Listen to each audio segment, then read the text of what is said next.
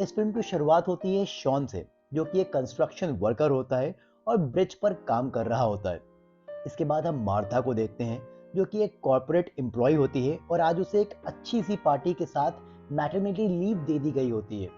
इसके बाद हम मार्था, मार्था की मॉम एलिजाबेथ और उसकी सिस्टर अनीता को देखते हैं। एलिजाबेथ मार्था को एक नई कार गिफ्ट करती है, जिसे देखकर मार्था और उसका हस्बैंड शॉन काफी खुश होते हैं। शॉन यहाँ पर मार्था को उसके अल्ट्रासाउंड की निकली हुई कुछ फोटोज का एक फोटो फ्रेम गिफ्ट करता है और ये लोग घर के लिए निकल जाते हैं। शाम को घर पर मार्था की हालत खराब होने लगती है और शॉन उसकी मिडवाइफ बारबरा को फोन करता है। मिडवाइफ का काम बच्चे की डिलीवरी कराना होता है। बारबरा शॉन को मना कर देती है क्योंकि वो कहीं दूसरी जगह गई होती है और अपनी जगह ईवा को भेजती है। मार्था इस बात को लेकर काफी अपसेट होती है क्योंकि अब तक उसके सारे मेडिकल रिलेटेड चीजें बारबरा ही देख रही होती है। ईवा कुछ देर बाद घर पर आती है और मार्था के कुछ चेकअप्स करती है। इसके बाद वो मार्था को बाथ लेने के लिए भेजती है, जिसमें मार्था को ब्लड आ जाता है। ईवा कुछ फर्दर चेक्स करती है और बताती है कि मार्था डायलेटेड है और बेबी आज ही डिलीवर होगा। ईवा डिलीवरी के टाइम देखती है कि बच्चे की heart beat up to normal नहीं है, तो वो शॉन को साइड में ले जाकर कहती है कि वैसे तो सब नॉर्मल है, बट हमें हॉस्पिटल जाना होगा क्योंकि अगर प्रॉब्लम हो गई तो हमें वहां पर बैकअप मिल जाएगा। शॉन जब ये बात मार्था को बताता है तो वो इंसिस्ट करती है कि वो हॉस्पिटल नहीं जाएगी और घर पर ही बच्चे को जन्म देगी। इसके बाद जब ईवा कुछ फर्दर प्रोसेस करती है तो वो तुरंत शॉन को एम्बुलेंस बुलाने के लिए कहती है क्योंकि बेबी डिस्ट्रेस होता है। शॉन 911 पर फोन करके एम्बुलेंस को आने के लिए कहता है। मार्था को काफी पुश करने के लिए कहती है ईवा और फाइनली मार्था एक बेटी को जन्म देती है। मार्था और शॉन काफी खुश होते हैं, पर कुछ ही मिनट्स में ईवा देखती है कि बच्चे के हाथ पैर नीले पड़ रहे हैं और वो तुरंत मार्था से लेकर उस बच्चे को संभालने लगती है। इतने में ही बाहर एम्बुलेंस भी आ गई होती है और शौरते हुए बाहर एम्बुलेंस को लेने के लिए जाता है। इसके बाद कहानी लगभग यहाँ से 15 से 20 दिन आगे बढ़ गई होती है और मार्था अपना रेगुलर ऑफिस स्टार्ट करती है। मार्था का बच्चा अब उस दुनिया में नहीं होता है और वो उस हादसे को लेकर काफी शॉक्ड होती है। एक स्टोर में कुछ खरीदते वक्त मार्था को उसकी मॉम की एक फ्रेंड मिल जाती हैं, जो मार्था से कहती हैं कि उन्हें उसके बच्चे के जाने का काफी अफसोस है और मिडवाइफ ईवा जरूर इसके लिए जेल जाएगी।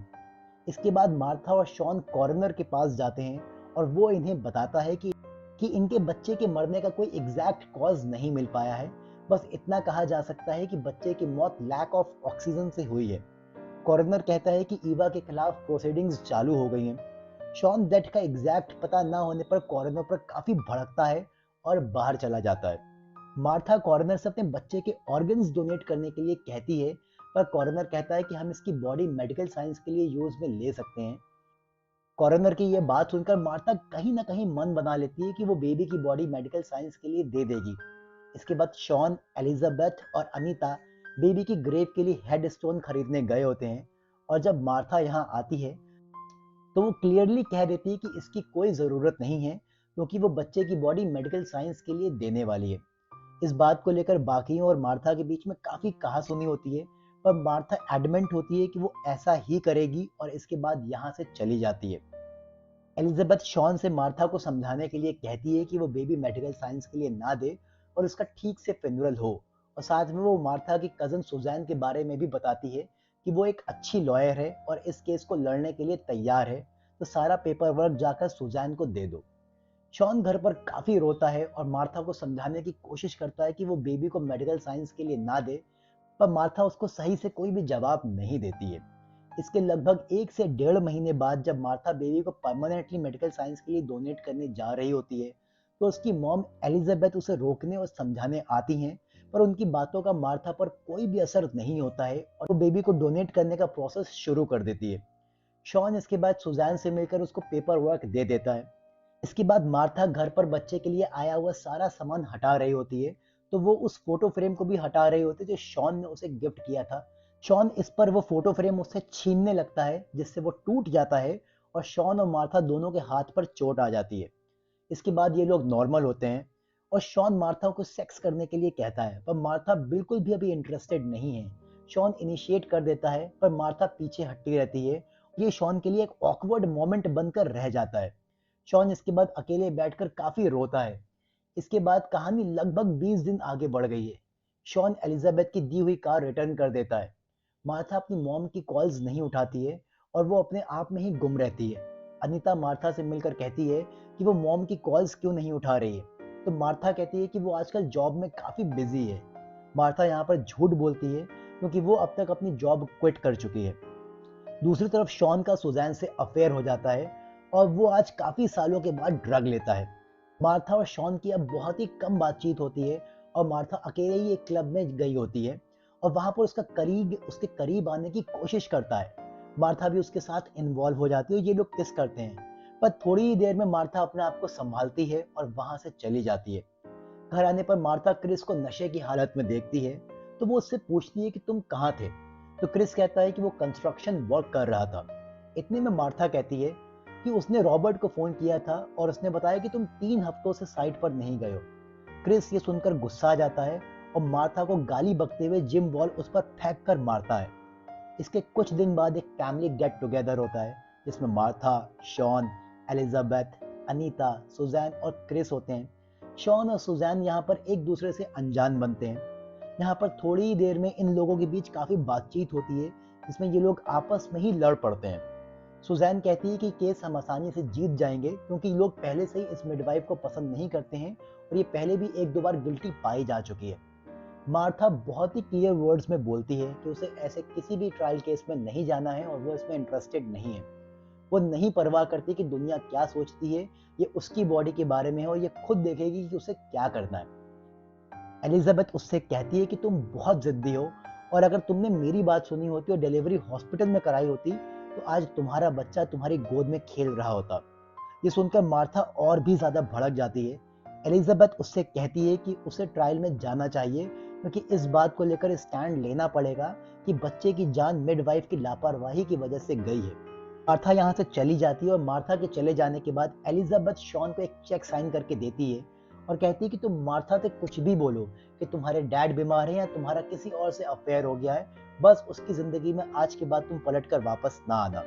शॉन यहाँ पर ये चेक एक्सेप्ट कर लेता है और सिएटल में अपनी फैमिली के साथ जाने के लिए तैयार हो जाता है। वो सुजैन से कहता है कि काश वो भी उसके साथ चलती, पर सुजैन आगे से कोई भी ऐसा रिस्पॉन्स नहीं देती है और वो समझ जाता है कि सुजैन उसके साथ नहीं जाएगी। इसके बाद मार्था शॉन को एयरपोर्ट ड्रॉप करती है और वो वहां से चला जाता है। अब इसके कुछ दिन बाद मार्था अपनी मॉम की एडवाइस मान लेती है और कोर्ट में ट्रायल के लिए जाती है। यहाँ पर ईवा का लॉयर मार्था से काफी क्वेश्चंस करता है और कहता है कि शॉन ने टेस्टिफाई किया है कि ईवा ने पहले ही हॉस्पिटल जाने के लिए सजेस्ट किया था, पर आप ही एडमेंट थी कि आपको घर पर ही डिलीवरी करानी है। वो कहता है कि ईवा का कहना है कि बच्चे के पैदा होने के कुछ सेकंड्स बाद ही बच्चे के हाथ पैर नीले पड़ गए थे। इस पर मार्था कहती है कि उसे ये सही से एग्जैक्टली मालूम नहीं है क्योंकि वो सिर्फ अपने बच्चे के चेहरे को देख रही थी।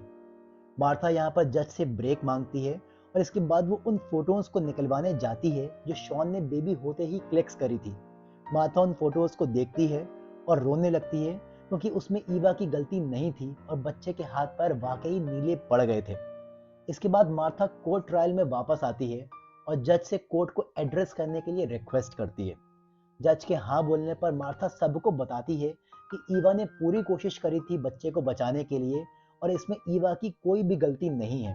मैं किसी भी तरह का कोई भी ट्रायल और कॉम्पनसेशन नहीं चाहती हूँ क्योंकि मुझे नहीं लगता कि मेरा बच्चा किसी ट्रायल या कंपटीशन के लिए इस दुनिया में आया था। मार्था की ऐसी बातें सुन ईवा का भी मन भर आता है और वो भी मार्था के लिए काफी सॉरी फील करती है। इसके बाद मार्था अपनी मॉम और सिस्टर के साथ काफी फैमिली टाइम बिताती है और कुछ दिन बाद वो उसी ब्रिज पर जाती है जहां शॉन अपना कंस्ट्रक्शन वर्क करता था और अपने बच्चे की एशेज नदी में बहा देती है। यानी कि मार्था ने अपनी मॉम की बात मान ली होती है और अपनी डॉटर का रिचुअली अंतिम संस्कार किया है। इसके बाद का सीन कुछ सालों बाद का दिखाया जाता है जहां मार्था की बेटी लूसियाना एक पेड़ पर चढ़कर सेब तोड़ रही होती है और मार्था आकर उसको लंच करने के लिए ले जाती है। और इसी के साथ इस फिल्म की कहानी यहीं पर खत्म हो जाती है। उम्मीद करता हूँ आपको ये कहानी पसंद आई होगी। प्लीज़ आप हमारे चैनल को सब्सक्राइब करिए, वीडियो को लाइक करिए, इस पर कमेंट करिए और बेल आइकन दबाना बिल्कुल ना भूलिएगा। जल्द मिलता हूँ आपसे एक नई कहानी के साथ, तब तक के लिए गुड बाय, टेक केयर।